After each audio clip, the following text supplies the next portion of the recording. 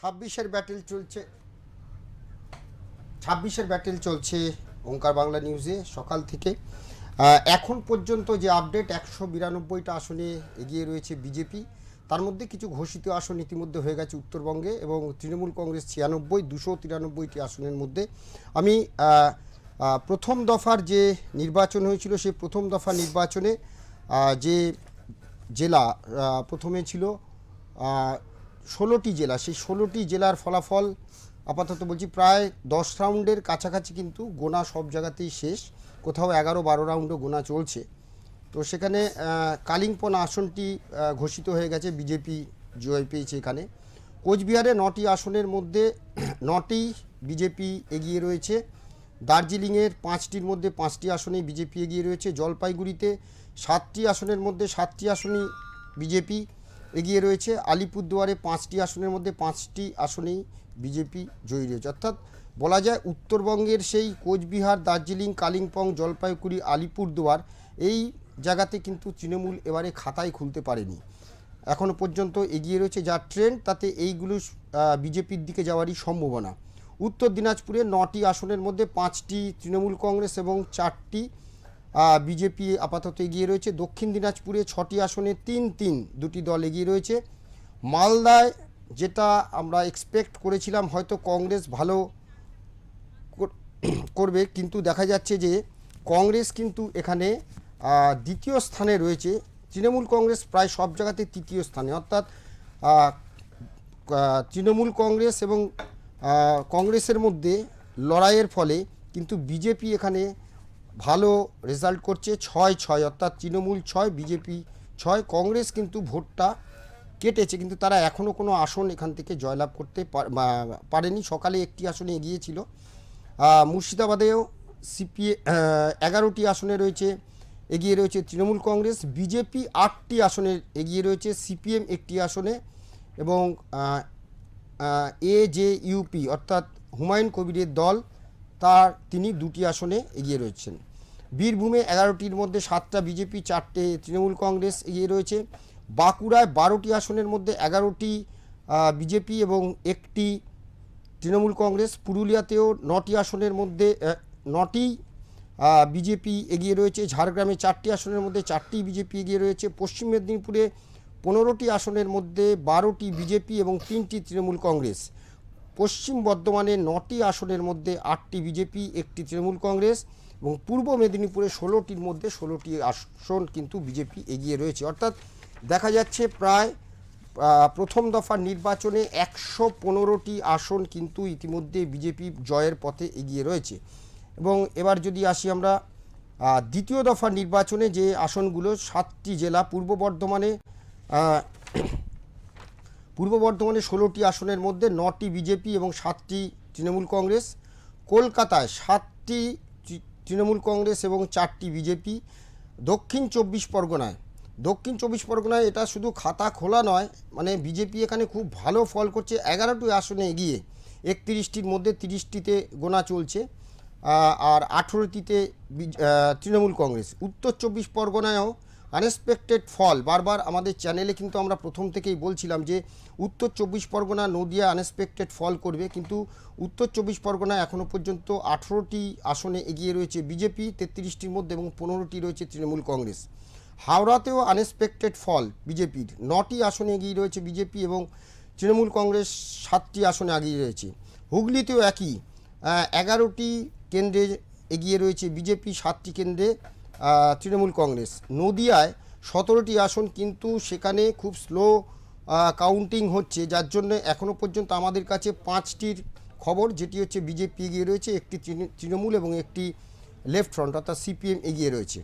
পূর্ব বর্ধমানে আমরা আগেই বলেছি 7-9 এই অবস্থা, অর্থাৎ 76টি আসন। দক্ষিণবঙ্গের দ্বিতীয় দফায় যে নির্বাচন হয়েছিল তাতে 142টার মধ্যে 76টা, প্রায় 50%-এর বেশি কিন্তু বিজেপি এগিয়ে রয়েছে। আজকে আমাদের এই পর্বের যে আলোচনা, আমার সঙ্গে 3জন অতিথি রয়েছেন। আমি আমার একদম বাঁ দিকে রয়েছেন শ্যামল বণিক, তিনি বিজেপির নেতা। তার পাশেই রয়েছেন দেবাশিস ঘোষ, রাজনৈতিক বিশ্লেষক। দেবাশিস দা পরিচিত মুখ। এবং আরেকজন আমার পাশে রয়েছেন বর্ষিয়ান সাংবাদিক আশিস পণ্ডিত, তিনি বাংলা স্ট্রিট অনলাইন পত্রিকার তিনি সম্পাদক। আপনাদের তিনজনকেই স্বাগত। আমি প্রথমে শ্যামলদার কাছ থেকেই আসছি। শ্যামলদা, এই যে আনএক্সপেক্টেড রেজাল্ট, উত্তরবঙ্গ তো বটেই, জঙ্গলমহল দক্ষিণবঙ্গ, গেরুয়া ঝড়, শ্যামাপ্রসাদের রাজ্যে এবার বিজেপি, মোদি এবং অমিত শাহর দুজনের যৌথ উদ্যোগে ফুল ফুটলো, পদ্ম ফুটলো বাংলায়। এখন এটা হবার ছিল। প্রথম কথা তো শ্যামাপ্রসাদ মুখোপাধ্যায় যে গাছটি রোপণ করেছিলেন 1951 সালে, তা পশ্চিমবঙ্গে প্রথম থেকেই কার্যকর্তা ছিল, কিন্তু পশ্চিমবঙ্গের একটা অদ্ভুত ব্যবস্থার মধ্যে ছিল, কখনো বাম কখনো কংগ্রেস, এর মাঝখান থেকে বিজেপি সেইভাবে এগোতে পারেনি 80-র পর থেকে। আর এবার যেটা হয়েছে 21 সালে বিজেপি ক্ষমতায় আসত যদি না মৃত ভোটার, অস্তিত্ববিহীন ভোটার এরা যদি না থাকতো। এবার এসআইআরের কারণে মৃত ভোটার বাদ গেছে, যাদের খুঁজে পাওয়া যায়নি এমন ভোটার বাদ গেছে, 2 জায়গায় 3 জায়গায় যাদের নাম ছিল তারা বাদ গেছে। এই ভোটগুলো কোনোভাবেই আর কায়দা করে টিএমসি নিজেদের পক্ষে দেওয়াতে পারেনি। ফলস্বরূপ ফ্রেশ ভোটার হয়ে ভোট দিয়েছে, নিজের ভোট নিজে দিয়েছে। আর স্বাভাবিক কারণেই নির্বাচন কমিশন যেভাবে নির্বাচনটা করেছে এটাও তো একটা অন্যতম কারণ। না, নির্বাচন কমিশনের কাজ নির্বাচন কমিশন করেছে। নির্বাচন কমিশনের হচ্ছে দায়িত্ব, কর্তব্য স্বচ্ছভাবে সাধারণ মানুষ যাতে নিজের মতামত স্বাধীনভাবে ব্যক্ত করতে পারে ভোট কেন্দ্রে গিয়ে, সেটার ব্যবস্থা করেছে। প্রশাসনিক যে ফাঁক ফোকরগুলো ছিল সেগুলো ভরাট করেছে। এটা তো হচ্ছে গণতান্ত্রিক প্রক্রিয়ার একটা অংশ। সে কারণে জনগণ স্বতঃস্ফূর্তভাবে নিজের ভোট দিয়ে আর হচ্ছে দেশের কল্যাণে, দেশের মঙ্গলে যারা কাজ করছে, যে রাজনৈতিক মতাদর্শ ভারতবর্ষের উত্থান করতে পারবে, তাদের পক্ষে রায় দিয়েছে। একদম। দেবাশিস দা, কিভাবে দেখছেন এই রেজাল্ট? এখানে তো 2-3টে জিনিস বলা যাবে। এক হচ্ছে যে পশ্চিমবঙ্গের মানুষ তার কনসিস্টেন্সি বজায় রেখেছে। মানে আমরা যেটা দেখেছি যে যাকে পশ্চিমবঙ্গের মানুষ মোটামুটি ভোট দেয়, একটা ঢেলে ভোট হয়, সেটা সেক্ষেত্রে দেখা যাচ্ছে এখানেও একটা ল্যান্ডস্লাইড ভিক্টরির দিকে বিজেপি এগোচ্ছে, যা ট্রেন্ড দেখা যাচ্ছে। আমার 2-3টে জিনিস মনে পড়ে যাচ্ছে, যেটা উনিও রাইটলি বললেন এসআইআরের কথা। আমরা সেই ছোটবেলায় না ফুটবল খেলায় মারাদোনার গোল দেখেছিলাম, উনি পরবর্তীকালে বলেছিলেন হ্যান্ডস অফ গড। হ্যাঁ, মানে হাত, মানে আর কিছু বলছি না। যে এসআইআর যে সমস্ত জায়গায় হয়েছে, এটা বিপ্লব আমি আগেও বলেছি, বহু সময় বলেছি, যে সমস্ত জায়গায় এসআইআর হয়েছে সেই সমস্ত জায়গায় পরবর্তীকালে বিজেপি ক্ষমতায় এসেছে, এটা হয়ে এসেছে। এখানেও এটার অন্যরকম হলো না। এবং আমাকে বলতেই হবে ম্যান অফ দ্য ম্যাচ নির্বাচন কমিশন, কারণ সত্যিই প্রচুর মানুষ ভোট দিয়েছেন, কিন্তু এখানে এই দুধে চোনার মতো প্রায় 27 লক্ষ মানুষ ভোট দিতে পারলেন না, যাদের মধ্যে প্রায় 90% বলা হচ্ছে সঠিক ভোটার। সেই ভোটগুলো পড়লে রেজাল্টটা কি হতো বলা যাচ্ছে না। তবে একটা জিনিস মাথায় রাখতে হবে, আমরা তো সবসময় যে জেতে তার কথাই বলি, যে হেরে যায় তার কথা বলি না। কিন্তু এই যে জেতা হারার, যেটা বোধহয় এখন অবধি আমি যেটুকু জানি 46% ভোট পেয়েছে বিজেপি আর 43% ভোট পেয়েছে বোধহয় তৃণমূল। এই যে 3%-এর গ্যাপে এই ল্যান্ডস্লাইড এটা হচ্ছে। এটা ডিস্ট্রিবিউশন থিওরি, মানে ভোট যেমন পার্সেন্টেজ অনুযায়ী তো আর সিট নির্ধারণ হয় না। তবে একটাই কথা বলবো, যে এই জেতার পিছনে একটা হচ্ছে তৃণমূলের প্রতি মানুষের প্রচণ্ড রাগ বা অ্যান্টি ইনকামবেন্সি, যেটাকে আমরা বলি, যে এত দুর্নীতি হয়েছে, এত কিছু হয়েছে, আর পাশাপাশি এসআইআর। আর তৃতীয় ফ্যাক্টর এবং খুব বড় ফ্যাক্টর, সেটা হচ্ছে পোলারাইজেশন। মানে এটা তো একদম শিয়ার পোলারাইজেশন, না হলে এই জিনিসটা হয়ই না, হতেই পারে না। আবার আরেকটা জিনিসও এখানে বলা যাবে, সেটা হচ্ছে দেখুন, আমরা রাজনীতির ভাষা এতদিন বুঝে এসেছি যে সংগঠন থাকতে হবে, অ্যাক্টিভিটি থাকতে হবে, তার একটা দীর্ঘকালীন, তাহলে একটা দল ক্ষমতায় আসতে পারে। এইবারের ভোটে যদি বিজেপি যেভাবে এগোচ্ছে ট্রেন, তাতে যদি বিজেপি জিতে যায়, তাহলে রাজনীতির একটা নতুন ভাষা তৈরি হবে, যে সংগঠনটা ইম্পর্টেন্ট নয়, কেন্দ্রীয় নেতৃত্ব যদি সেভাবে এখানে জোর দেয় এবং যদি আমি ন্যারেটিভ সেট করতে পারি, তাহলে কিন্তু আমরা ভোটে জিততে পারি। যেমন এখানকার ন্যারেটিভ ছিল হিন্দু ক্ষেত্রে মে হ্যায়, এই যে তৃণমূলকে ভোট দিলে যে এটা বাংলাদেশ হয়ে যাবে, এই যে ভয় মানুষের মনে ঢুকিয়ে দেওয়া হয়েছে। 2009-10 যদি দেখি, তখন কিন্তু তৃণমূলের সংগঠন এই স্তরে ছিল না। না, এর থেকে অনেক ভালো ছিল, মানে মানে আমি বলছি 2011 সালে সংগঠন নির্বাচনটা যেভাবে হয়েছিল, যে সিকিউরিটি, যে নিরাপত্তা দিয়ে নির্বাচন কমিশন ভোট করিয়েছিল, সেবার 2026-এও কিন্তু সেটা দেখলাম। মানুষ যদি ভোট দিতে পারে তাহলে এই যে একটা মিথ আছে না, আপনি বললেন যে বাংলায় হ্যাঁ এই ট্রেন্ড আছে, যদি আমরা যে নির্বাচনগুলো দেখেছি যদি দেখা যায়, দেখুন বামফ্রন্টের 34 বছর যেভাবে নির্বাচন হয়েছিল, মানুষ কিন্তু প্রশ্ন তুলেছিল যে ভোট দিতে দেওয়া হতো না, সাইন্টিফিক রিগিং, এরকম বহু কিছু ছিল। তারপরে 2011 সালে যখন মানুষ ভোট দিতে পারলো, মানুষ পরিবর্তন করতে পারলো, তারপরে দেখুন যতগুলো ইলেকশন হয়েছে 2026-এর আগে পর্যন্ত দেখুন ওই একই অভিযোগ ছিল। কিন্তু আবারও যখন 2026-এ মানুষ ভোটটা দিতে পারলো, তখন কিন্তু পরিবর্তন হলো। তাহলে যদি মানুষকে ভোট দিতে দেওয়া হয়, মানুষ কিন্তু 5 বছর 10 বছরে নিশ্চয়ই চেঞ্জ করতে পারে, এটা তো একটা প্রমাণিত হলো। হ্যাঁ, মানে সেটা প্রমাণিত হলো, এতটা সরল রৈখিক নয় ব্যাপারটা, মানে অনেকগুলো ফ্যাক্টর কাজ করেছে এখানে বিপ্লব। যে 2002 সালেও এসআইআর হয়েছিল, তারপরেও ভোট হয়েছিল, কিন্তু তাতে রেজাল্ট খুব একটা ডিফার করেনি। কিন্তু এবারে সেই এসআইআর এর পর রেজাল্টটা ডিফার করলো, এবং এটা শুধু এবার নয়, এটা বহু জায়গাতেই হয়েছে, বহুবার হচ্ছে, মানে যতবার বিজেপি এসআইআর করছে বিজেপি জিতছে সেই জায়গাগুলো। আমি এটাই বলার চেষ্টা করছি, এসআইআরে তো যে সমস্ত মানুষের নাম বাদ গেছেন, যারা মৃত এবং যাদের দু জায়গায় নাম আছে, সেগুলো নিয়ে তো কারো বক্তব্য নয়। কিন্তু এই যে 27 লক্ষ মানুষ ভোট দিতে পারলেন না, এটা তো একটা এই ভোটে একটা ফ্যাক্টর হতো, কারণ মাত্র 3-4% মার্জিনে বিজেপি কিন্তু এই ল্যান্ডস্লাইড ভিক্টরিটা পাচ্ছে। এটাকে আমরা জনাদেশ বলবো, কিন্তু এটা কিন্তু মেজরিটি, মানে সেভাবে যদি তুমি দেখো যে আসলে তো তাহলে কি হচ্ছে, যে 46% টাফ ফাইট বলা যায়, টাফ ফাইট, কিন্তু সিট দেখে তো টাফ ফাইট মনে হচ্ছে না, মনে হচ্ছে এটা ল্যান্ডস্লাইড ভিক্টরি হয়েছে, কিন্তু আসলে তা নয়। আমরা যদি ভালো করে আমরা এটা বলেইছিলাম যে এইবারের নির্বাচনে যেমন একটা হচ্ছে খুব গায়ে গায়ে হবে, এবং হয়তো দেখা যাচ্ছে যে ব্যবধানটা হয়তো অনেকটা, কিন্তু আপনি যদি দেখেন যে আসনগুলোতে এখনো পর্যন্ত যে ব্যবধান রয়েছে, এগিয়ে পিছিয়ে যে ব্যবধান আছে, সেটা কিন্তু খুব বেশি। সেই জন্যই নয়। এখন পুরো কথাটা না বলে আরেকটু ওয়েট করা, কিন্তু আরেকটু wait জেনারেলি হ্যাঁ। ওয়েস্ট বেঙ্গলের ট্রেন কিন্তু- যেরকম থাকে সকাল থেকে, সেই ট্রেনটাই বজায় থাকে বজায় শেষ থাকছে, অবধি। হ্যাঁ। তো এখনো সেটা আছে, বিজেপির লিড ক্রমশ বাড়ছে। এটা আমরা সবাই একটা জিনিস এক্সপেক্ট করেছিলাম, মানে বলেছিলাম বিভিন্ন জায়গায়, যে কোনো একটা দল ওই 100 তলায় থাকবে আর একটা দল অনেকটা বেশি পাবে, এবং সেই জিনিসটাই হচ্ছে। আমরা হয়তো অনেক ক্ষেত্রে তৃণমূলকে এগিয়ে রেখেছিলাম, বিজেপিকে 100 তলায় রেখেছিলাম, সেটা উল্টে গেছে, মানে কিন্তু রেজাল্টটা ওই একই রকম আছে, দেখো দুজনে, এবং একদম। বাকি যারা বিরোধীরা হ্যাঁ, সেরকম ভোট কিন্তু হ্যাঁ, পায়নি। আমি আশিসদার কাছে আসবো, যে আশিসদা, আপনি বিজেপির এই যে বাংলায় বিজেপির উত্থান যেটা বলছিলেন, যে সংগঠন ছাড়াই যে এরকম করা যায়, অর্থাৎ এই বাংলায় ডবল ইঞ্জিন সরকার প্রতিষ্ঠিত হতে চলেছে। আমরা আমাদের যে মানে যে জায়গায় আমরা আছি, আমাদের এখন যা বয়স, আমরা কিন্তু যখনই বাম জমানায় আমাদের যখন বয়স, আমরা দেখেছি যে কেন্দ্র দিচ্ছে না, কেন্দ্র রাজ্যের একটা মধ্যে একটা যে ছিল, সেটা কিন্তু এই জমানায় তো একই জিনিস আমরা দেখলাম। এইবারে কিন্তু ডবল ইঞ্জিন সরকার, যেটা বিজেপি বলে ডবল ইঞ্জিন সরকার, তো কি মনে হয় এই ডবল ইঞ্জিন সরকার এই বাংলায় প্রতিষ্ঠা হচ্ছে, আপনি কিভাবে দেখছেন এটা?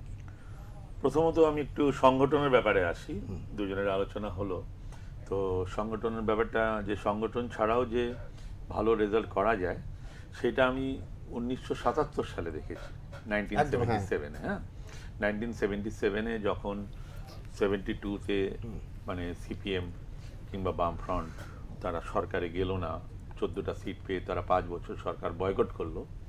তারপর যখন ইলেকশন হলো, তখন সিপিএমের কোনো সংগঠন ছিল না সেই অর্থে সারা বাংলায়। ইভেন তখন প্রফুল্ল সেন আর জনতা পার্টি আর সিপিএম একসঙ্গে লোকসভা লড়েছিল। প্রফুল্ল সেনকে অফার করেছিল সিপিএম যে আপনারা 52% নিয়ে আমরা 48%-এ থাকবো, জ্যোতি বসু অফার করেছিল, কিন্তু উনি মানেননি, উনি 30% দিতে চেয়েছিলেন। সিপিএম একা লড়েছিল এবং কত সিট পেয়েছিল সবাই জানে, কংগ্রেস ধুয়ে মুছে সাফ হয়ে গেছিল, প্রফুল্ল সেনের দল 30টা আসন পেয়েছিল, সবই সিপিএম পেয়েছিল। মানুষ যদি কাউকে পছন্দ না করে, সেখানে সংগঠন লোকজন যদি election fair, free and fair হয়, এখানে ইলেকশনটা, আমি এসআইআর এর পরের কথা বলছি, এসআইআর এর আগে কি ফ্রি অ্যান্ড ফেয়ার হয়েছে সেটা আমি বলছি না, আমি এসআইআর এর পরে ইলেকশনটা তো ফ্রি অ্যান্ড ফেয়ার হয়েছে। এবং আমি যেহেতু অনেক জায়গা ঘুরেছি, আমি হ্যাঁ পশ্চিমবঙ্গের অনেক মালদা, মুর্শিদাবাদ, নানান জায়গা ঘুরে দেখেছি, মানুষ একটা আমাকে এইটাই বলছিল যে আমরা চাই যে এই দলটা চলে যাক, তার বদলে যে কেউ আসুক, ইভেন বামপন্থীরাও আমি বলতে দেখেছি তারা আসবে না, বলে না আগে এরা যাক, তারপর কে আসবে পরের কথা, তাদের আমরা বুঝে নেব। এবার যেই ডবল ইঞ্জিনের সরকার কথা বললে, আমি কিন্তু ডবল ইঞ্জিন সরকার সম্বন্ধে ওভারঅল খুব একটা আশাবাদী নই, সোজা কথা। ত্রিপুরা দেখেছি আমি ত্রিপুরায় খুব যাতায়াত করি, আমি সব জায়গায় যাতায়াত করি, তো ত্রিপুরায় তো ডবল ইঞ্জিন সরকার চলছে ওখানে, কিন্তু সেই ডবল ইঞ্জিনের হাল আমি দেখে নিয়েছি, এবং 5 বছর পর 7-8 বছর হয়ে গেলো দেখেছি। আবার ভালো হয়েছে কিছু কিছু জায়গায়, আমি ইয়ে করছি না। সেই ক্ষেত্রে পশ্চিমবঙ্গ একটা বড়, মানে এখন বলতে গেলে 2 নম্বর। তুমি যদি মানে ইয়েকে বাদ দাও, উত্তরপ্রদেশের পরেই পশ্চিমবঙ্গ নাম্বার 2, এবং মানুষরা অনেকটা কনসাস, হ্যাঁ, যে কোনো জিনিস মানে পশ্চিমবঙ্গে মানে আমি জিতে গেলাম বলে আমাকে এটা খাইয়ে দেবো সেটা হবে না। তো সেই জন্য আমাকে ওয়েট অ্যান্ড ওয়াচ করতে হবে। আমি এখনই বলে দেবো যে ডবল ইঞ্জিনের সরকার আসছে, আমার ভালো হয়ে যাবে, এই হয়ে যাবে, ওই হয়ে যাবে, অনেক কিছু হবে। ভালো করার মতো ক্ষমতাও তো থাকতে হবে। আজকে সারা বিশ্বের যা পরিস্থিতি, ভালো করবে কোত্থেকে সেটাও তো আমাকে চিন্তা করতে হবে। একদম। এইখানটার থেকে আমি একটু আশিসদার কাছে আগে, সর্বভারতীয় ক্ষেত্রে আরো 4টে রাজ্যে নির্বাচন হয়েছে। আমি একটা শুধু যোগ করে দিচ্ছি ওনাকে, উনি সব ঠিক বলছেন। 1977 সালে তখন আমরা খুব ছোট, পরবর্তীকালে শুনেছিলাম যে হয়তো বামপন্থীদের সংগঠন ছিল না আপনি বলছেন, কিন্তু বামপন্থীদের একটা কাজ করেছিল খুব চুপিসারে, প্রত্যেকের বাড়িতে ওরা ক্ষমতায় এলে কি কি করতে পারবে সেই যে পাতাটা, সেই পাতাটা পৌঁছে দিয়েছিল, এবং এটা বিশাল বড় এফেক্ট হয়েছিল বলে আমি পরবর্তীকালে শুনেছি। সংগঠন না থাকলে কিন্তু এটা করার ডিফিকাল্ট। সংগঠন ছিল, এই ব্যাপারে আমি একটু সংগঠন ব্যাপারে আমি একটু বলছি। আলোচনায় উঠে এলো যে বিজেপির সংগঠন নেই, তাও জিতলো, এরকম একটা বলবার চেষ্টা হলো। বিজেপি 2021 সালের নির্বাচনের পর কতজন কার্যকর্তা খুন হয়েছে এটা আমরা সবাই জানি, সংখ্যাটা আমার বলে বোঝানোর দরকার নেই। তাহলে ওরা কারা? সংগঠনের লোক নয়। পশ্চিমবঙ্গের প্রতিটি অঞ্চলে বিজেপির সংগঠন আছে, হয়তো কোথাও কোথাও সংগঠন দুর্বল আছে।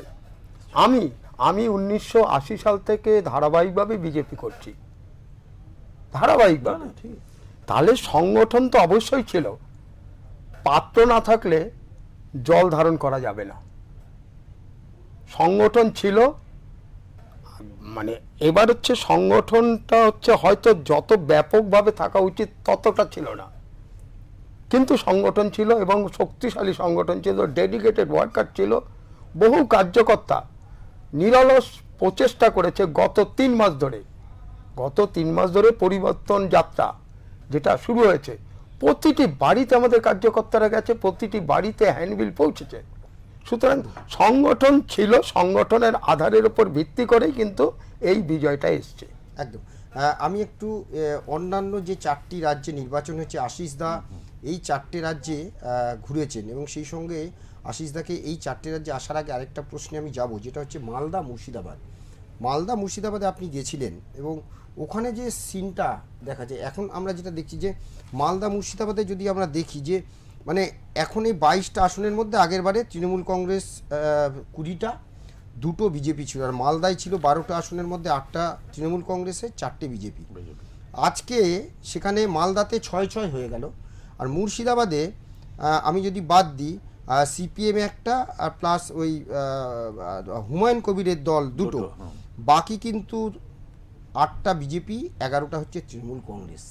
মানে যেটা এক্সপেক্ট করা হয়েছিল যে কংগ্রেস 5-6টা আসন নিয়ে বেরোবে এইখানে, এইটা কি করে হলো? হ্যাঁ বলছি আমি, ব্যাপার হলো যে মালদায়, বিশেষ করে প্রথমে মালদায় আসি, মালদা শহরে এবং মালদার অন্যান্য জায়গায় আমি ঘুরে লোকের সঙ্গে কথা বলে, পলিটিক্যাল লোকের সঙ্গেও, প্রার্থীর সঙ্গেও কথা বলেছি। আমি মৌসুম নূরের সঙ্গে কথা বলেছি, আমি ইংলিশ বাজারের সিপিএমের যে প্রার্থী তার সঙ্গে কথা বলেছি। আমি না একটুখানি থামাচ্ছি, কালীঘাটে আমরা যাব। মমতা বন্দ্যোপাধ্যায়ের বাড়িতে রয়েছেন আমাদের প্রতিনিধি সঞ্জয় মাঝি। আমরা কালীঘাটের কি চিত্র সেখানে দেখব, সঞ্জয় আমাদের সঙ্গে রয়েছেন। আচ্ছা, ঠিক আছে, আমরা কি সঞ্জয় না হলে আমি আশিসদার কাছে ফিরছি। পেয়েছে? আচ্ছা, সঞ্জয় কি অবস্থা কালীঘাটে মমতা বন্দ্যোপাধ্যায়ের বাড়িতে? কি অবস্থা তুমি যদি একটু আমাদের দেখাও সঞ্জয়। বন্দ্যোপাধ্যায় বাড়ির সামনে একদম হঠাৎ দেখলাম মুখ্যমন্ত্রী মমতা বন্দ্যোপাধ্যায় তিনি বাড়ি থেকে বেরিয়ে গেলেন। বাড়ি থেকে বেরিয়ে গিয়ে শেখাবাদ অর্থাৎ তিনি ভবানীপুর কেন্দ্রের দিকে তিনি ছুটলেন। হঠাৎই মমতা বন্দ্যোপাধ্যায় তার কনভয় গাড়ি বেরিয়ে গেল, মানে মিনিটের মধ্যে মমতা বন্দ্যোপাধ্যায় বেরিয়ে গেলেন এবং আমরা তার পিছনে দাবা করলাম। মমতা বন্দ্যোপাধ্যায়কে জিজ্ঞাসা করলাম, সেই হাত নেড়ে চলে গেলেন। হাত নেড়ে চলে গেলেন তার বাড়ির সামনে। দেখুন আজকে মমতা বন্দ্যোপাধ্যায় হয়তো ভবানীপুরের সিটি কিছু ব্যবধানে জিতলেও কিন্তু মমতা বন্দ্যোপাধ্যায় বাড়ির সামনে কিন্তু শ্মশানে আকারে সে ফাঁকা। যে মুখ্যমন্ত্রী মমতা বন্দ্যোপাধ্যায় আগে যে বাড়ির সামনে বা আগে নির্বাচন 21 এবং 16 নির্বাচনে দেখা যেত যে জনসমুদ্র কর্মী সমর্থন, আজকে কিন্তু বলা যেতে পারে একেবারে শ্মশানের মতন ফাঁকা তরফ থেকে ঘোষণা করা হয়েছে, নির্দেশ দেওয়া হয়েছে যে মমতা বন্দ্যোপাধ্যায় এবং অভিষেক বন্দ্যোপাধ্যায়ের বাড়ির সামনে যেন আধা সেনা মোতায়েন করা হয়। সেই চিত্রটা কি আধা সেনা মোতায়েন হয়েছে?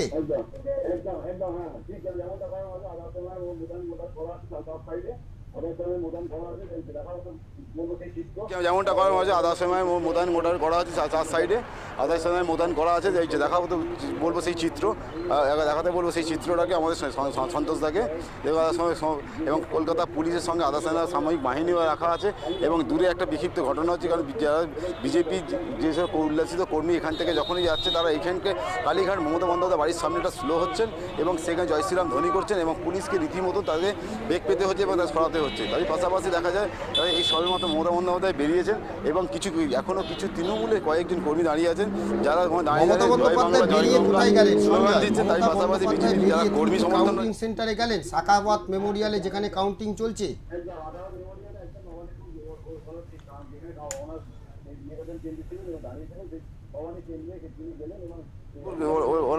যেখানে ওনার নির্বাচন কেন্দ্রে ছিলেন এবং দাঁড়িয়েছিলেন সেই ভবানী কেন্দ্রে তিনি গেলেন এবং দিকে নজর রাখো সঞ্জয়, পরিস্থিতির দিকে নজর রাখো। আমরা আলোচনায় ফিরছি। আসি যেটা বলছিলাম মালদা মুর্শিদাবাদের মালদার ব্যাপারে। তো মালদায় আমিও যা কংগ্রেসের মানে টোটাল অ্যাক্টিভিটি এবং কংগ্রেসের যে অবস্থা দেখেছিলাম মৌসুম নূরের সঙ্গে কথা বলে এবং অন্যান্যদের সঙ্গে কথা বলে, আমার আশা ছিল যে মালতীপুর সিটটা এবং আরেকটা সিট, এই দুটো সিট কংগ্রেস পাবে। এখন আমি মোথাবাড়ি, হ্যাঁ, এখন আশা করি যে একটা সিট হয়তো ওখান থেকে পাবে। কিন্তু মালদাতে যেহেতু খগেন মুর্মু আছে, তো খগেন মুর্মুর একটা বড় সাংগঠনিক একটা মানে ক্যাপাসিটি আছে এবং খগেন মুর্মু সিপিএম থেকে যাওয়া লোক, সে সংগঠনটা ভালো জানে এবং যেই সমুদায়ের লোক আর কি। তো ওখানে বিজেপি যে একটা ভালো ফল করবে। এইখানটা আমার একটা প্রশ্ন আছে ছোট, যে আমরা দেখেছিলাম দুর্গাপূজার সময় যে ওখানে একটা হয়েছিল যে খগেন মুর্মু ত্রাণ দিতে গিয়ে আক্রান্ত হয়েছিল, তার একটা এফেক্ট আছে, তার একটা এফেক্ট। আচ্ছা, হ্যাঁ, আর একটা যেটা বলতে চাইছিলাম আমি, যে ওখানে পুরো পোলারাইজড হয়ে গেছে, যেটা মানে আমরা সবাই জানি যে মুসলিম বহুল এরিয়াগুলোতে পুরো পোলারাইজড হয়ে গেছে। হিন্দু ভোট কনসলিডেট হয়েছে, বেশিরভাগই কনসলিডেট হয়েছে বিজেপির দিকে, আর মুসলিম ভোট ভাগ হয়ে গেছে। কংগ্রেস, সিপিএম, 5-6-4টে। আমি কিছু পার্টি এমন দেখেছি যে পার্টি আমি জীবনে দেখিনি, তারা মিছিল করে যাচ্ছে আর কি, নামও মনে নেই আমার এখন। তো এই একটা ব্যাপার ইয়েতে। মুর্শিদাবাদে আবার ডিফারেন্ট ফ্যাক্টর। মুর্শিদাবাদে ডেফিনেটলি মুসলিম ভোট অনেক আছে এবং বেশি, মানে মুসলিম জনসংখ্যা বেশি, মুসলিম কনসেন্ট্রেশন বেশি, কিন্তু হিন্দুদেরও বহরমপুর এসব এরিয়াতে এবং অন্য জায়গাতে হিন্দুদেরও একটা বড়, যেমন মুর্শিদাবাদ মেন সিটটা, বহরমপুর সিটটা তৃণমূলের না, বহরমপুর আর কি বলে মুর্শিদাবাদ, এই দুটো বিজেপি ছিল, বাকি 20টা ছিল। হ্যাঁ ওই তো বিজেপি, বাকি 20টা না, বাকি 20টা তৃণমূল, হ্যাঁ বাকি 20টা তৃণমূলের ছিল। বহরমপুরের দুটো ফ্যাক্টর, দুটো সাইড আছে। একটা আবার নামটা ভুলে যাচ্ছি, উনি আগে ছিলেন ওই আপনার মিউনিসিপ্যালিটির চেয়ারম্যান ছিলেন আর কি। হ্যাঁ, তো যাই হোক, এই নাড়ুগোপাল এই নামটা ভুলে যাচ্ছে। তো নাড়ুগোপাল খুব এফেক্টিভ লোক, নাড়ুগোপালই দাঁড়িয়েছে অধীরের এগেন্সে। আমার পার্সোনালি আমি অধীরের সঙ্গে কথা বলেছি এবং অধীর যে তার বডি ল্যাঙ্গুয়েজ দেখে বুঝেছি যে সে জেতার মানে আশায় নেই, কিন্তু সে বিজেপির এগেনস্টে একটাও কথা বলেনি। তাদের যত কথাবার্তা সমস্ত কিছু যত নেগেটিভ মানে যত ওদের মানে যা তৃণমূলের যা বিরুদ্ধে। এরা সমস্ত কিছু তৃণমূলের দিকে। তো তখনই বোঝা গেছে যে কংগ্রেস ওখানে কিন্তু বিরাট একটা ফ্যাক্টর হয়ে দাঁড়াবে না, কারণ কিন্তু ভোটটা কাটবে। ভোটটা কাটবে তৃণমূলের হ্যাঁ, ভোটটা ভোটটা কাটবে। কাটবে। এই ভোট কাটাটাই একটা কাটাটাতেই সমস্ত এই ভোট কাটাতেই কিন্তু হ্যাঁ। এতগুলো আমি বিজেপি, যেটা লাস্টে বলতে হ্যাঁ। চাইছি যে এই ভোট কাটাতেই কিন্তু এই দু জায়গায় মানে তৃণমূল আশানুরূপ ফল মানে মুসলিম প্রধান এরিয়াতে করতে পারেনি। আমি ওই বাকি 4 রাজ্যেরটা আপনার কাছে আসবো, আমি দেবাশিসদার কাছে আসি। এই যে মানে পোলারাইজড ভোট, বিশেষ করে মালদা মুর্শিদাবাদ যদি আপনি দেখেন, সেখানে যেমন কি যে এক্সপেক্ট করা হয়েছিল কংগ্রেস ভালো রেজাল্ট করবে, সেটা তো হলো না, উল্টে বিজেপির লাভ হলো, সেটা যেমন একদিকে। আবার যদি দক্ষিণবঙ্গের দিকে দেখেন, দেখুন সেভাবে মুসলিম ভোট কিন্তু কাটেনি, মানে তৃণমূলের কাছ থেকে কেটে বেরোয়নি।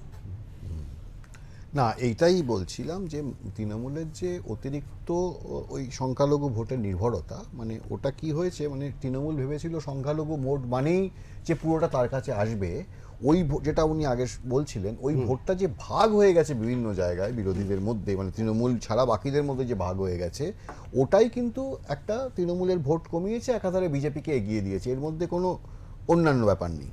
আর 2 নম্বর তুমি যেটা বলছো যে দক্ষিণবঙ্গের কথা যেটা বলছো, দেখো একটা অ্যান্টি ইনকামবেন্সি তো একটা ফ্যাক্টর কাজ করেছে। এবং আজ আমি প্রচুর সংখ্যালঘু মানুষ জানি যারা এটা বলেছে যে শুধুমাত্র ওই নামাজ পড়লে আর করলেই তো হবে না, মানে আসলে 15 বছরে আমাদের সঠিক উন্নয়ন কি হয়েছে, এই উন্নয়নের প্রশ্নে তারাও কিন্তু অনেকে মমতা ব্যানার্জির সাথ ছেড়েছেন, এবং কিছু ভোট তো ডেফিনেটলি বিজেপিতে দিয়েছেন, নাহলে তো এই রেজাল্ট আসবে না। মানে তারা এখন ভরসা করছেন যে বিজেপি যদি এসে ওই যেটা তুমি বলছিলে যে গল্পটা হয় বিভিন্ন জায়গায় যে ডবল ইঞ্জিন সরকার, মানে আদৌ কি কোনো লাভ হবে, মানে সপ্তম পে কমিশন কি সত্যি আসবে, এই যে ওনারা এত কমিটমেন্ট করেছেন সেগুলো কি আসবে, মানুষ এগুলো আবার ভরসা করেছে, এবার দেখা যাক সময় আসলে কি হবে। একদম। শ্যামলদা, ধর্মীয় তোষণ, মমতা বন্দ্যোপাধ্যায়ের যে ধর্মীয় তোষণ, এই ধর্মীয় তোষণের কারণেই কি আপনাদের? না, এবার আমি কয়েকটা বিষয় বলছি। যেমন দক্ষিণ 24 পরগনা, আমি নিজে দক্ষিণ 24 পরগনাতে বসবাস করি। আমি কল্পনা করতে পারিনি বিজেপি এত ভালো জায়গায় যাবে, দক্ষিণ 24 পরগনা 11টা আসন এত ভালো জায়গায় যাবে আমি নিজেও কল্পনা করতে পারিনি। এখনো জয় হয়নি। না না, ঠিক আছে। হ্যাঁ, কিন্তু আচ্ছা, এবার দেখুন, পরিষ্কার ভাবে আমি বলছি, একজন হচ্ছে রাজনৈতিক কর্মী হিসেবে নয়, একজন সাধারণ মানুষ হিসেবে, ওখানে মুসলিম ভোটটা দ্বিধা বিভক্ত হয়েছে। টিএমসির থেকে যারা হচ্ছে গত নির্বাচনে টিএমসিকে ভোট দিয়েছিল, তাদের একটা ভালো অংশ বামপন্থীদের ভোট দিয়েছে, অর্থাৎ মুসলিম ভোটটা ভাগ হয়েছে। আর হিন্দু ভোটটা হচ্ছে পুরোপুরি বিজেপির দিকে এসছে, যার জন্য হচ্ছে দক্ষিণ 24 পরগনা এত ভালো রেজাল্ট হয়েছে। সিমিলারলি হচ্ছে উত্তর 24 পরগনাও তাই। আর মালদা মুর্শিদাবাদ যেটা আছে, 2008 সালে আমরা যদি দেখি, দুটো জেলা, একটা হচ্ছে দক্ষিণ 24 পরগনা আর একটা হচ্ছে পূর্ব মেদিনীপুর, হ্যাঁ, এই দুটো জেলা পঞ্চায়েতে তৃণমূল কংগ্রেসের পঞ্চায়েতে প্রথম হয়েছিল। তো ঠিক এই এরকম পোলারাইজড হয়েছিল একদম, হ্যাঁ। পুরো মুসলিম ভোটটা। আজকে পূর্ব মেদিনীপুর যদি দেখুন, 16টার মধ্যে কিন্তু 16টাই। এবার জিনিসটা, জায়গাটা কোথায় তৈরি হয়ে গেছে, মুসলিমরা হচ্ছে মমতার ওপর ভরসা হারিয়ে ফেলেছে, আর সিপিএমকে আঁকড়ে ধরবার চেষ্টা করেছে, কারণ সিপিএমকে অক্সিজেন দেওয়া হয়েছে, শাসক দলের পক্ষ থেকেই দেওয়া হয়েছে। আমি নিজে জানি, নিজে দেখেছি, আমার কাছে প্রমাণ আছে, ভিডিও আছে, টিএমসির কর্মীরা লাল পতাকা টানাচ্ছে, এ দৃশ্য আমার কাছে আছে, কারণ আমি হচ্ছে মাটির সঙ্গে লেগে থেকে রাজনীতি করি। সুতরাং হচ্ছে এই কারণ, এটা একটা বিশাল কারণ, এই দক্ষিণ 24 পরগনা, উত্তর 24 পরগনা বা ওই মালদা মুর্শিদাবাদ, মানে মুসলিম ভোটটা হচ্ছে। এই যে বলা হতো দক্ষিণ 24 পরগনা অভিষেক বন্দ্যোপাধ্যায়ের গড়, না দেখুন, একটা কথা কি আছে, এই গড়ের ব্যাপারটা হচ্ছে কি, মস্তানদের কুক্ষিগত করে তাদেরকে বসে এনে এই সন্ত্রাস চালিয়ে ভোটারদের বাড়ির থেকে বেরোতে না দেওয়া, ভোট কেন্দ্রে যাওয়ার সময় তাদেরকে ফিরিয়ে দেওয়া, এই সমস্ত কাজগুলো ওরা সুচারুরূপে করতে পারত। এবার সেটা পারেনি। এবার প্রশাসন এত সজাগ ছিল, সতর্ক ছিল, কেন্দ্রীয় বাহিনী সঠিক কাজ করেছে। আর হচ্ছে যার ফলে এই জায়গাটা তৈরি হয়েছে, মানুষের গণতান্ত্রিক অধিকারটা যথাযথভাবে প্রয়োগ হয়েছে, ফলে হচ্ছে ভারতীয় জনতা পার্টির অগ্রগতিটা হচ্ছে খুব স্পষ্ট লক্ষ্য করা যাচ্ছে। জানি না এখনো শেষ পর্যন্ত কোথায় গিয়ে দাঁড়ায়। একদম। আমি একটু এই রেজাল্টের দিকে আসছি, যে অন্যান্য যে 4টে রাজ্য, পুদুচেরিতে এনডিএ 22টা, আইএনডিআই 5টা, অসমে বিজেপি 101, কংগ্রেস 23, তামিলনাড়ুতে ডিএমকে 57, এডিএমকে 68, টিভিকে প্রথমবারই 109টা সিট, কেরালায় এলডিএফ 40, ইউডিএফ 90 এবং এনডিএ 2। আশিদা, আপনি এই 4টে রাজ্যেই আপনি ঘুরেছেন, তো এই এই এই যে বিশেষ করে কেরালায় একটা বোঝা যাচ্ছিল যে একটা হবে, কারণ পরপর দুবার এদের সরকার ছিল। তো সেখানে এই যে তামিলনাড়ুতে এই যে টিভিকে প্রথমে 109টা আসন, এটা কেন? বলছি, প্রথমত আমি সত্যি 4টে রাজ্যে ঘুরেছি এবং তামিলনাড়ুতে 3-4 বার গেছি, এবং আমি পরশুদিনও তামিলনাড়ুতে গেছি, এবং পরশুদিনও আমি আমার ইয়েতে বলেছি, যে আমার প্রতিবেদনে বলেছি যে ডিএমকে এবার আসা কিন্তু অসুবিধা আছে, এবং যেটা আমি ইলেকশনের পরেও গিয়ে বুঝতে পেরেছি যে ডিএমকে আসা আপনি অসুবিধা বলেছিলেন, আছে। আপনার হ্যাঁ, প্রতিবেদনটা আমি হ্যাঁ, দেখেছি। হ্যাঁ, ডিএমকে আসা অসুবিধা আছে এই কারণে যে বিজয় একটা ফ্যাক্টর, বড় ফ্যাক্টর, আর বিজয় মানে জেন জি যেটাকে বলে আর কি, হ্যাঁ, জেন জি যেটাকে বলে, জেন জিতে নেপালে যেমন কেউ আশা করেনি যে ওই নেপালের উনি চলে আসবেন, তেমনি বিজয় অনেকটা ওই নেপালের মানে প্রাইম মিনিস্টারের মতো আর কি, যে 4 বছর আগে এসছে পলিটিক্সে, কিন্তু নিজের কোনোদিন কোনো ইন্টারভিউ দেয়নি, এবং হঠাৎ মানে 5-6 মাস আগে এসে মানে এই পর্যায়ে চলে এলো। তাকে অনেক চেষ্টা করা হলো, একদিকে কংগ্রেস চেষ্টা করলো, আরেকদিকে বিজেপি চেষ্টা করলো, বিজেপি তাকে 3-4 বার সিবিআই দিয়ে ডাকা হলো, কিন্তু তাকে নিতে পারেনি। 50 বছর ধরে দুটো দল টোটাল তামিলনাড়ুটাকে কন্ট্রোল করে চলেছে, মোরাললেস আর কি, ডিএমকে আর এআইডিএমকে। মানুষ অস্থির হয়ে গেছিল যে এর বাইরে কিছু দরকার, কিন্তু মানুষ বিজেপি কিংবা কংগ্রেস এদের একতরফা আমাদের এখানের মতন কি, হ্যাঁ হ্যাঁ অনেকটা এরকম বিশ্বাস করতে পারছিল না, তারা একটা নতুন কাউকে চাইছিল। আমরা যেমন নতুন পেয়েছি বিজেপি, আমরা ভেবেছি যাক এরা এরা যে কেউ আসো। সিপিএম যখন 11 সালে চলে গেছিল, তার 5 বছর আগে চিন্তা করো তো কোনোদিন ভেবেছিলে যে মমতা আসবে? কেউ ভাবেনি, চিন্তাও করতে পারেনি, কিন্তু 2-3 বছরে পুরো জিনিসটাকে ঘুরে গেছে। এখানে হয়তো বিজেপি অনেক দিন ধরে আছে, মানে শ্যামাপ্রসাদ পার্টি, তারপরে শঙ্করন যে আছে না, তাহলে আরএসএস আছে, কিন্তু সে একই ঘটনা ঘটেছে তামিলনাড়ুতে। আর যদি বলো পুদুচেরির কথায় যাচ্ছি না, কারণ পুদুচেরি একটা ছোট্ট স্টেট, ওখানে অনেক কিছু ইনফ্লুয়েন্সের ডিপেন্ড করে।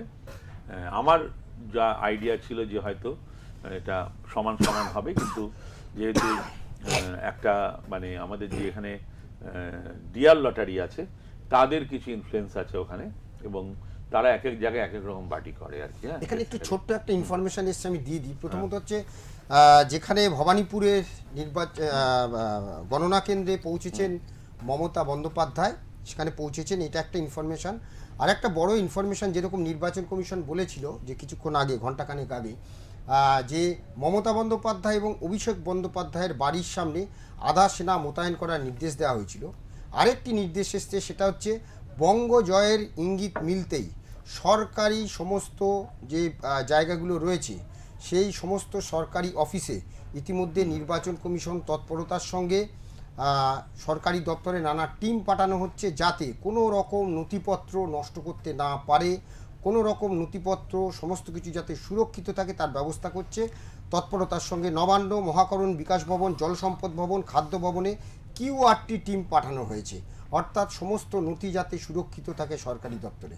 হ্যাঁ হ্যাঁ, খবরটা ঠিকই আমি শুনেছি এর আগেই, আধ ঘন্টা আগে। এনিওয়ে, তো এই হলো তামিলনাড়ুর ফ্যাক্টর। তো তামিলনাড়ুতে এখন মানে লেটেস্ট যেটা দাঁড়াচ্ছে যে 145টায় এগিয়ে রয়েছে, মানে ট্রেন্ড আর কি। 145টায় ট্রেন্ড হলো বিজয়, 40টা হলো ডিএমকে, আর 38টা হলো এডিএমকে। পুরো দুটো পার্টির একটা বড় অংশের ভাগ, মানে দুজন থেকেই একা যে ডিএমকে এর ভোট চলে গেল বিজয়ের কাছে তা নয়, কিন্তু একজনের 15% ভোট গেছে তো আরেকজনের 16% ভোট গেছে, যেন তারা দুজন একই জায়গায় চলে এসছে, আর বেশিরভাগ ভোটটাই বিজয় গেছে। এটা তামিলদের নিয়েই আছে এখানে, কিন্তু না বিজেপি আসতে পেরেছে, না কংগ্রেস আসতে পেরেছে, না কেউ আসতে পারেনি, ওদের মানে ব্যাপারটা আলাদা। আর কেরলের ব্যাপারে যেটা বলতে চাইছো, কেরলে সিপিএম 15-20 বছরের মধ্যে 15 বছর রাজত্ব করেছে, লাস্ট 20 ইয়ার্সের মধ্যে 15 বছর রাজত্ব করেছে। ন্যাচারালি একটা অ্যান্টি ইনকাম্বেন্সি ব্যাপার আছে। 2 নম্বর বিজয়নের এগেনস্টে, সাধারণত কেরলে আমি যা দেখেছি যে কেরলে এমএলএদের এগেনস্টে খুব একটা কারোর গ্রিভেন্স নেই, কিন্তু বিজয়নের এগেনস্টে উনি একটু নাকুচু মানুষ, মানে সাধারণত যা বলে আর কি, তো তাতে একটা তার উপর একটা মানে ইয়ে আছে। কিন্তু ওরা বিজয়নকেই সামনে রেখে ভোট লড়েছিল সিপিএম বা এলডিএফ, মানে অন্তত কেরলে আমি 300 হোর্ডিং দেখেছি, বড় বড় হোর্ডিং শুধু বিজয়নের। সিপিএম এর কাছে এটা আশ্চর্য, তারা মানুষ নিয়ে সাধারণত ভোট মানে প্রচার করে না। কোনোদিন আমরা জ্যোতিবাবু কিংবা বুদ্ধবাবুর ফটো দেখিনি, যেটা এখন আমাদের অভ্যাস আর কি, মোদির ফটো দেখা কিংবা মমতার ফটো দেখা। কিন্তু আমি দেখেছি কেরলে, পুরো কেরল শুধু বড় বড় হোর্ডিং, মানে এত বড় হোর্ডিং, সে টিপিক্যাল সাউথ ইন্ডিয়ান হোর্ডিং, এবং শুধু বিজয়নের ফটো আর কি, এবং তার নিচে কি করেছে না করেছে এই। তো সেটা সবাই জানতো, কিন্তু এবার এত কনভিনসিংলি জিতবে সেটা আমি অতটা লোকে বোঝেনি। 100-র উপরে সিট পেয়েছে মানে ইউডিএফ। আর আসাম সবাই জানে, আসাম ব্যাপারটা, আসাম জিনিসটা একটা এমন জায়গায় দাঁড়িয়ে গেছে যে এখানে অন্য পার্টির মানে একটা পুরো, মানে আমাদের এখানে যে পোলারাইজেশনটা হয়েছে 5 বছর আগেই পোলারাইজেশন বড়ভাবে হয়ে গেছে, আর তার সঙ্গে ডিলিমিটেশন হয়েছে, এটাও একটা বড়ভাবে হয়েছে। মুসলমানরা মুসলমানের দিকে চলে গেছে, হিন্দুরা হিন্দুর দিকে চলে এসেছে, যেন ওখানে জেতা হারার কোনো ব্যাপার নেই, হিসাবটাই। একদম।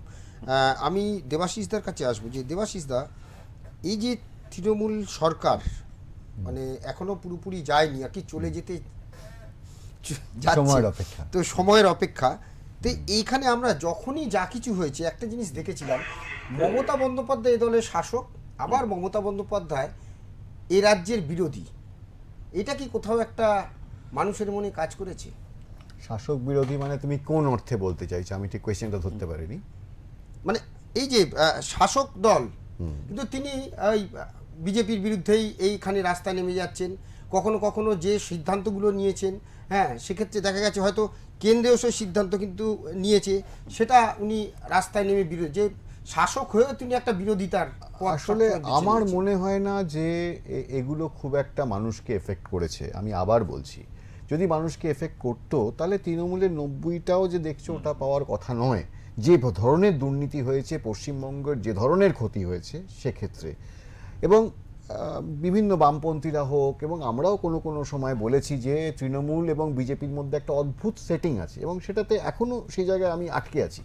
সেটা হচ্ছে যে এই যে মমতা ব্যানার্জি যা যা অন্যায় করেছেন, ইডির হাত থেকে ফাইল নিয়ে চলে গেছেন, যা যা করেছেন, বিজেপি সেগুলোর কোনো রকম মানে সেই স্টেপগুলো নেওয়া হয়নি।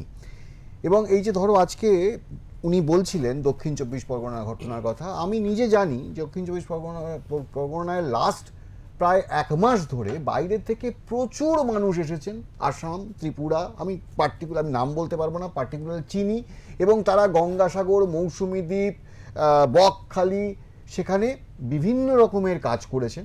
হ্যাঁ, সেগুলো আমি মানে তুমি তো জানো আমি কি বলতে চাইছি। আসলে আমাদের এখন যে রাজনীতিটা হয়ে গেছে না, সেটা হলো কোন সরকার কত উন্নয়ন করলো, কোন সরকার কতটা ভালো কাজ করলো, মানুষ কোথায় সেগুলো আর দেখছে না। মানে এখন আমি আবার বলছি, এখানে এসআইআর একটা যে ভূমিকা পালন করলো, এবং পাশাপাশি এই যে হিন্দু ধর্ম খাতরে মে হ্যায়, এই যে শব্দ চয়ন, যে ন্যারেটিভ বানিয়ে দিয়েছে, এবং উনিও বলার সময় বললেন দেখলে যে হিন্দু ভোট কনসোলিডেট হয়েছে, এবং পুরো দেশ জুড়ে বিজেপির কিন্তু এটাই মানে জেতার মূল মন্ত্র, যে হিন্দু ভোটটা কনসোলিডেট করো, ভারতবর্ষ হিন্দু রাষ্ট্র, এরকম একটা জায়গায় নিয়ে যাও। বলেন যে হিন্দু ভোট কনসোলিডেট করার আগে কেউ তো মুসলিম ভোটটাও তো তাদের বাক্সে নিচে, যেটা আরে বামেরাও তো এটা করেছিল, কংগ্রেসও করেছিল। আমি বলছি যে এইভাবে এতটা প্রকটভাবে মানে কেউ তো বলেনি, মানে তারা হয়তো যেমন বিজেপি বলছে আমি মুসলিমদের, যদি আমরা হিন্দুদের ভোট চাই, এলাকায় ধরুন 30% যদি সংখ্যালঘু থাকে, তাদের প্রায় 90% ভোট কিন্তু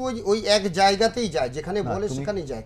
আমরা কংগ্রেস জমানেও তাই দেখেছি, বামেদের এটা সময় বলতে তাই পারো দেখেছি যে এবং তুমি দেখেছো তৃণমূল বামপন্থীরা জমায়েতও তোষণ তাই দেখেছি। কিন্তু- বামপন্থীরা তোষণ করেছে, হ্যাঁ। তৃণমূল আরো বেশি তোষণ করেছে, এইগুলো তুমি বলতে পারো, কিন্তু এরকম কোনো একেবারে মানে প্রকাশ্যে কেউ বলেনি যে আমার এই ভোটটাই চাই, আমার অন্য ভোট দরকার নেই, না। এই যে কথাটা, এই ভাষাগুলো তো কেউ রেখে ঢেকে করেছিল, ওরা প্রকাশ্যে করেছে। না, এটা কিন্তু রেখে ঢাকার ব্যাপার নয়, ইনি তো একেবারে রিজেক্ট মানে করেছে। একটা মানে এই যে ভারতবর্ষ, সম্প্রদায়কে নিয়ে- আমরা যে বারবার বলেছি, ভারতবর্ষে একটা সম্প্রদায়কে নিয়ে পুরো মানে কংগ্রেস, সিপিএম, তৃণমূল কংগ্রেস এরা যে এতদিন ধরে যেটা খেলতো সেটা বিজেপি হিন্দু সম্প্রদায়কে নিয়ে খেলেছে বলছে। দেখো বিপ্লব, আমিও পশ্চিমবঙ্গে আছি, তুমিও পশ্চিমবঙ্গে আছো, আমরা সবাই চাই যে পশ্চিমবঙ্গের ভালো হোক, এর মধ্যে তো কোনো নেই, কিন্তু সবসময় আজকে বিজেপি জিতেছে বলে যে সবটা ঠিক করেছে এই যুক্তিটা আমি এক্ষুনি মানব না, এবং পরবর্তীকালে হয়তো ঠিক হবে যে তৃণমূল খারাপ তো করেছে, বিজেপিকে আরও খারাপ করে গেল পশ্চিমবঙ্গে, না আরও অনেক উন্নতি করে গেল, সে সময় বলবে। কিন্তু আমি যেটা বলার চেষ্টা করছি যে এই যে ভোটটা হলো,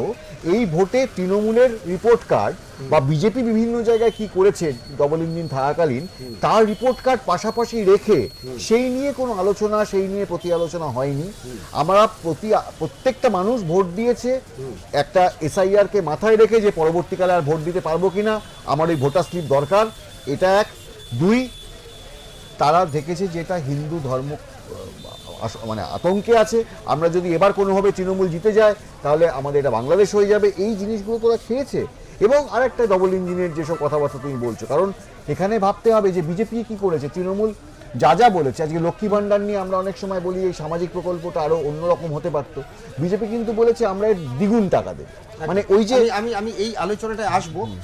আমরা একটা ছোট বিরতি নিচ্ছি, বিরতি নেওয়ার পরে তারপরে আমরা আবার